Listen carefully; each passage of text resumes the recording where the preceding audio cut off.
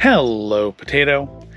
If you've been watching my videos from our recent trip to Disneyland, you will know that we went to Savi's workshop and built our own lightsabers. Yep, here's mine. Now, you may notice now that it is a red saber, where in the video it was blue, and that is because we did, while there, also... it's not doing it today. There we go. It's red for a reason I will explain in a little bit, but I did also buy a couple extra kyber crystals to swap out. Also, I really like how easy it is to take the blade out, because then you can just put the hilt down, which is much nicer for displaying, I think, than having a big plastic blade off it. Adds more to the reality of it.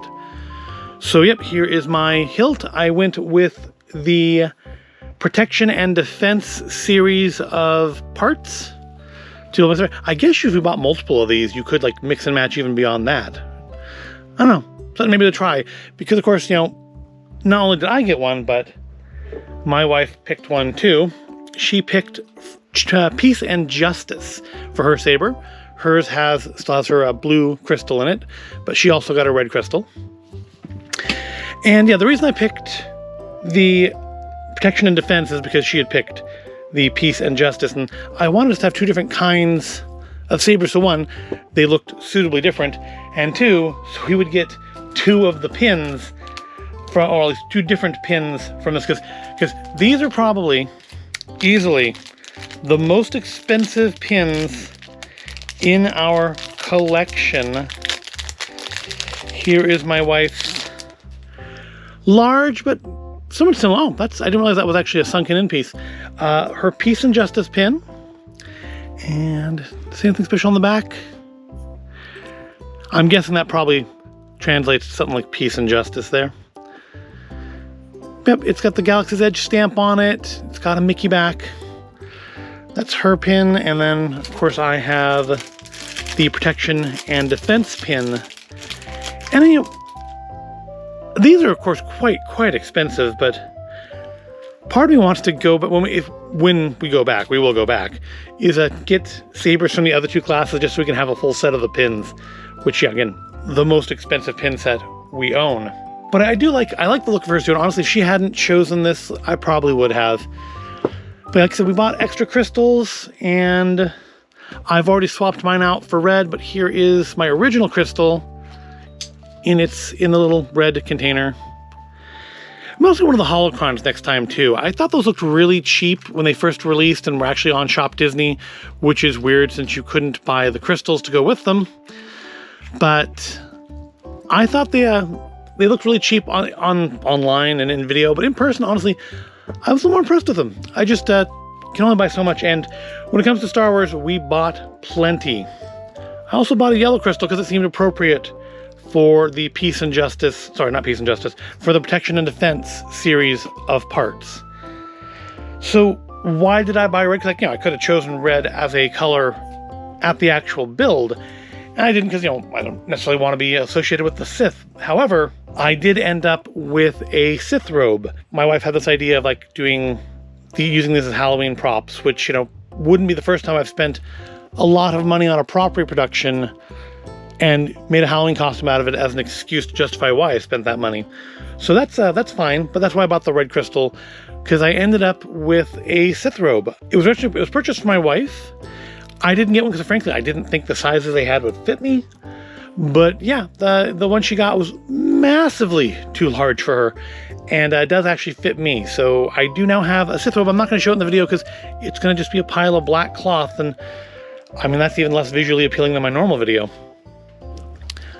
So, unfortunately, while we were there, we didn't get to go to try Oga's Cantina or try any of the food offerings there in Galaxy's Edge, or indeed even spend much time playing that cool little ARG game they have in the Play Disney app, where you can go around and do little missions and stuff. That seems really cool.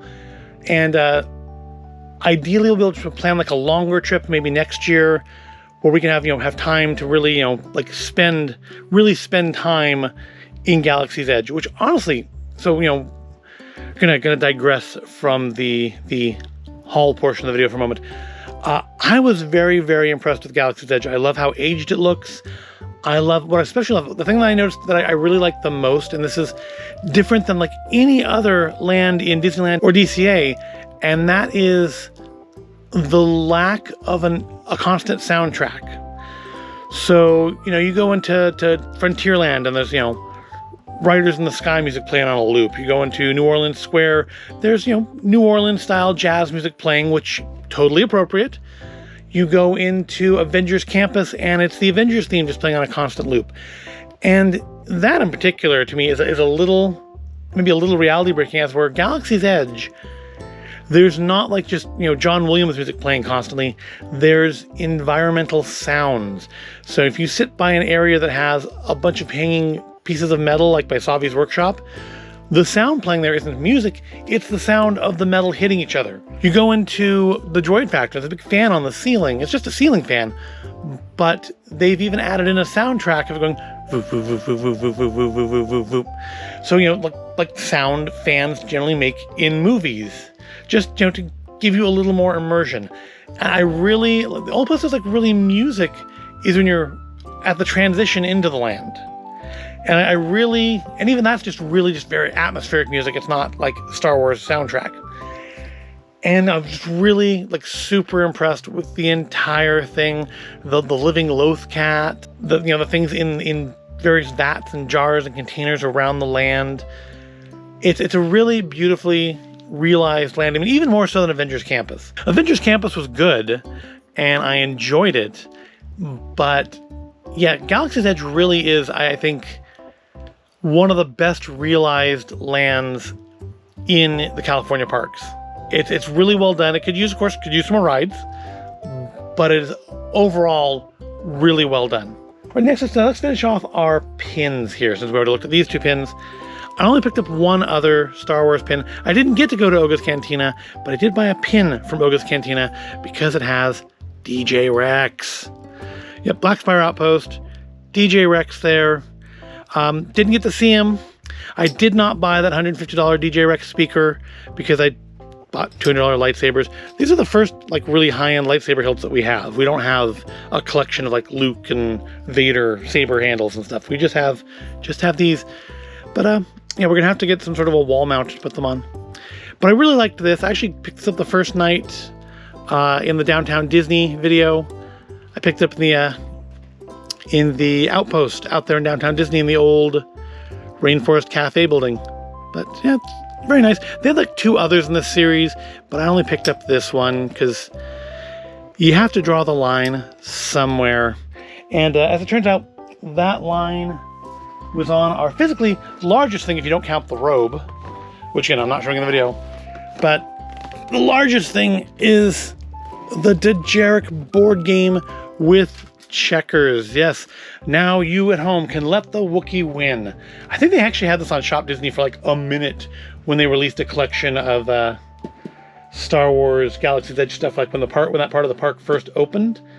And by the way, while I was there, I saw a lot of things that have been sold out on Shop Disney for ages, just sitting on shelves there. And this is why we need to bring back the Shop Parks app, website, whatever. Because, yeah, there are things that the people have been asking them to restock on Shop Disney for ages that are just sitting on shelves collecting dust in Disneyland, in DCA, in World of Disney. And, yeah, it's money you're leaving on the table, Disney. But yeah, I picked up the Dejeric board, also checkers, which is probably more playable than the Dejeric. They also actually had a really nice couple of sets of like action figure scale versions of the creatures, but they were like $150 for 4 figures, so $300 for the set, and I think that actually would be too big of a scale to fit on here anyways, so they stayed there. Yeah, it's got the board, the Dejeric pieces, 24 checkers, and instructions. I'm not going to open it today. Maybe someday in the future we'll circle back and actually, see what it's like to try to play Dejeric. But it's a nice looking piece. Got to find a table something to set it out on. But for now we'll leave it sealed. But I think this one was about $50. And my wife actually picked this out. This was one of her choices. We had looked at, they had this cute like Wicket decorating a Christmas tree statue, and she said for the money she'd rather have this. So she picked out this, and it was, yeah, $49.99, which honestly, for what it is at Disneyland, that's not an awful price. I mean, you know, value is subjective, but I feel like that's a pretty good value compared to, you know, what things generally cost at Disneyland. Also, I really liked the show attached to building the lightsabers. It's a lot of money, yes, definitely a lot of money, but I mean, compared to like the Droid Factory, you get a show with this. I watched like doing the Droid Factory stuff. You just stand in the middle of the gift shop and you put together a droid. It doesn't seem as atmospheric. You know, you go into a separate room, there's live actors going through whole spiels, there's lighting effects and sound effects, and you get, you know, the whole ceremony of it. And yeah, it's only about 20 minutes, but I was very impressed with it. I was just as impressed with it in person as I was seeing it on video. And definitely, if you can afford it and you go, I encourage you to get an appointment for Savi's workshop and build your own saber, because it was a lot of fun. It was memorable, and yeah, very pleased with the whole experience. I may feel a little differently when I'm paying the credit card off, but in the moment of doing it, and even now, I am very pleased with the whole experience. All right, just a couple more things from Star Wars. Here's actually another example of something that's sold out online at Shop Disney, but they have tons of in the park, and that is part of this year's Pride collection, BB Proud, the BB series Pride droid. And you know, I love droids, so I picked it up. There was some Droid Factory figure sets too, which again I think were on Shop Disney at one point that I kind of wanted, but again, lines had to be drawn. And so yeah, we picked up BB Proud, who has words on the back. In celebration of Pride and the company's Pride collection, the Walt Disney Company is giving funds as part of our ongoing commitment to organizations around the world that support LGBTQ communities. To learn more, visit twdpridecollection.com. All right, well, the words weren't as exciting as they usually are on the back of these things, but I only bought a couple things in the Pride collection this year. I didn't seem like as good a stuff overall as it has in past years. But yeah, I had to get the droid, and it sold out like within a couple hours, and they put it up online a couple weeks ago, and I haven't seen it restock on there. But yeah, they have these things all over Disneyland, in World of Disney, in the Star Wars Trading Post, in Galaxy's Edge. They're all over the place. They have thousands of them, and yet, you know, they aren't restocking them on the website. This is what I mean about, you know, leaving money on the table. I'm sure they'll sell eventually, but I got one in good packaging. And that's one of the things. I didn't order it online immediately when I saw it, because I knew we would be going there, and I figured, well, you know, I will take my chances and see what they have in the park. And I gambled and I won. So yay. All right, just two more items. First off, something that I wanted to get the moment I saw they existed, and that is a thermal detonator bottle of Coke. And yeah, very expensive bottle of Coke, but I love things that kind of add to the reality, things that shouldn't exist in our world. And yeah, there's things like an expiration date on it that kind of mar, of course the back of it kind of mars the fiction of it all. But you know, if you put that on a shelf like that, no one's going to see that other than you have alien Coca-Cola. Yep, stupid thing maybe, but you know, because it's just a plastic label over a plastic bottle. And they've done Coke balls before with like more normal caps, but I'm pleased with it. I'm glad I picked it up. Maybe next time I'll get one of the Sprites or something, I don't know. And finally, you know, they always have those sippers and those popcorn holders, and I am generally not one to buy those, although this time apparently I was, because I ended up with both a sipper thing and a popcorn holder. And today we're going to look at the popcorn holder, because you see like mouse droids all over the place in movies, and they seem to generally have a very low sense of self-preservation. And you know, so I'm guessing they get broken a lot. Well, you wonder what happens to all those broken mouse droids. And Galaxy's Edge finally gave me my answer, in that they hollow them out and put popcorn in them. Or actually, they had like a shrimp crisp thing as well, but I went the popcorn option. And yeah, I didn't buy like one of the AT-AT ones in Tomorrowland, which looked cool but are huge. But yeah, I did buy a mouse droid because it's basically a full-size mouse droid, maybe a little small, but. And it came with, also nice, is that, of course, you know, they don't have fresh popcorn poppers on Batuu. So what you have there were options of a couple different bag treats. There was this, which is chocolate popcorn with red salt from the Planet Crate. And then they also had like a shrimp crisp thing, which with some sort of, I think maybe more crate salt on it. I don't know. I don't remember. But yeah, so now I have myself a little mouse droid. I could put stuff in it. I don't know. I don't know what I'm gonna do with it. That's why I don't normally buy these things. I like, kind of from a distance, this kind of looks like a leather strap, but yeah, it's just, you know, like kind of a silky fabric. And can you take it off? Oh, good. So yeah, you can take the strap off of this. I guess maybe put it inside there. So if you just want to like put this up on a shelf as a mouse droid, you can do that. That's very cute.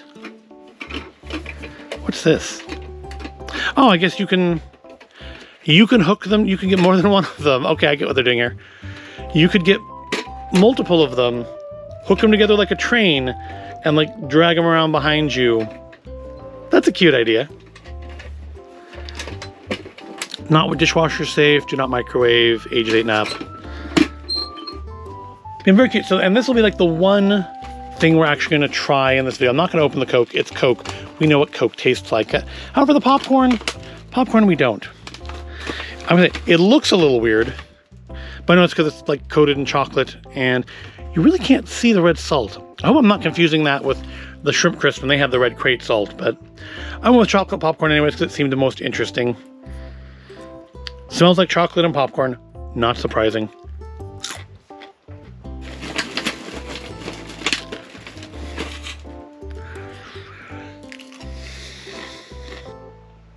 That's pretty good, despite not being like coated in like a shell of melted chocolate. It does have a really good, strong chocolatey flavor. Not overly salty, not overly sweet.